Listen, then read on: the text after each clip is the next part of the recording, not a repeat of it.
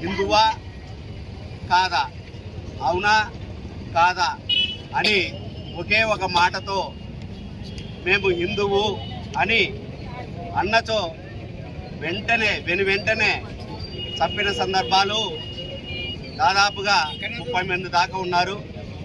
ఇంకా 17 మంది గాయంలో ఉన్నారు. మన తెలుగు రాష్ట్రాల్లో నెల్లూరుకు చెందినటువంటి వ్యక్తి ఒకరు, తెలంగాణలో కూడా ఒక వ్యక్తి. అంటే ఇలా చెప్పుకుంటూ పోతే చాలా సంఘటనలు జరుగుతున్నాయి. కనుక ఈ హిందువులంతా ఏకదాటుగా ఉండి ఇలాంటి కఠిన చర్యలు జరగకుండా ప్రభుత్వాన్ని దృష్టికి తీసుకెళ్ళి వెనువెంటనే ఎవరైతే తీవ్రవాదులు ఉన్నారో వారు చంపినటువంటి వాళ్ళని వెంటనే శిక్షించి తగిన వారికి ఆత్మ శాంతి కోసం అని చెప్పి తగిన గుణపాఠం చెప్పవలసిందిగా కోరుతూ